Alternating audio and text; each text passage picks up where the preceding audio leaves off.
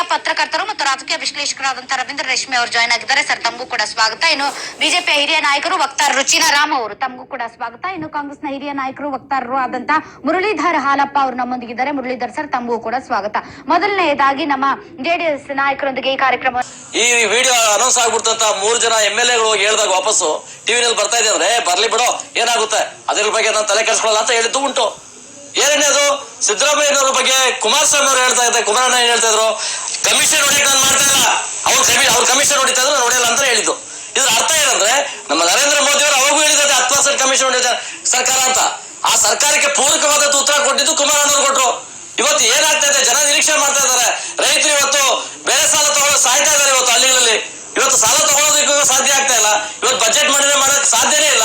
DK Shivakumar ಹೇಳ್ತಾರೆ, ನಾನು budget ಮಂಡನೆ ದಿವಸ ನಾನು ಹೋಗೋದಿಲ್ಲ, ನಾನು ದೇವ್ರ ನೋಡಕ್ ಹೋಗ್ತೀನಿ ಅಂತ. ನೀವು ದೇವಸ್ಥಾನ ಹೋಗಿ ಪ್ರದರ್ಶನ ಮಾಡ್ತೀರಿ. ಈ ಕಡೆ JDS ಅವ್ರು ಮಾಡೋ ಬಜೆಟ್ ಮಂಡನೆ ನೀವು ಒಪ್ಪೋದಿಲ್ಲ.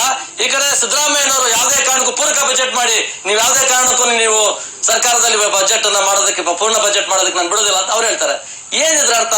ಈಗ ಕಾಲು ಎಳೆಯೋದು ಒಬ್ರು ಯಾರು, ಕಾಲು ಎಳೆಯೋದು ಯಾರು, ಇವೆಲ್ಲ ಸನ್ನಿವೇಶಗಳನ್ನ ಗಮನಿಸ್ತಾ ಇದ್ರೆ ಜನ ಇವತ್ತು ಜನರನ್ನೇನು ಮೂರ್ಖರಾಗಿ ಕಳ್ಕೊಂಡಿರಲ್ಲ. ಮುಖ್ಯವಾಗಿ DK ಶಿವಕುಮಾರ್ ಅವರು ಬಜೆಟ್ ರಿಯಾಕ್ಟ್ ಮಾಡಿರೋದು ಹೆಂಗೆ ಅಂದ್ರೆ, ವೇಣುಗೋಪಾಲ್ ಅವರಿದ್ದಾರೆ, ನಾನಿದ್ದೀನಿ, ಕುಮಾರಸ್ವಾಮಿ ಸಾಧ್ಯನೇ ಇಲ್ಲ. ಅವರು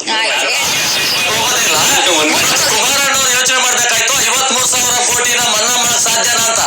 ಆ ಸಾಧ್ಯ ಮಾಡಕ್ ಆಗದ ರೈತ ಸಾಲ ಅಷ್ಟೊಂದು ಬರೋತ್ ಮತ್ತಂದ್ರೆ ಮಾಡಕ್ಕಾಗಲ್ಲ ಗೊತ್ತಿದ್ರು ಅವ್ರಿಗೆ ಎಲ್ಲಿ ಮಾಡ್ತಿದ್ರಿ? ಹಂಗಾದ್ರೆ ನಿಮ್ಮ ಹತ್ರ ಏನು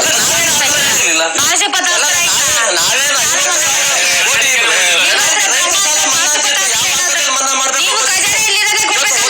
1,22,00,000 ಇದೆ ಇವತ್ತು. 53,000 ಅಧಿಕೃತ ಮಾಡ್ಬೇಕು. ಇವತ್ತು ಎಲ್ಲಿಂದ ಮಾಡ್ತಾರಂತ ನಾವು ನೋಡ್ತಾ ಇದ್ದೇವೆ.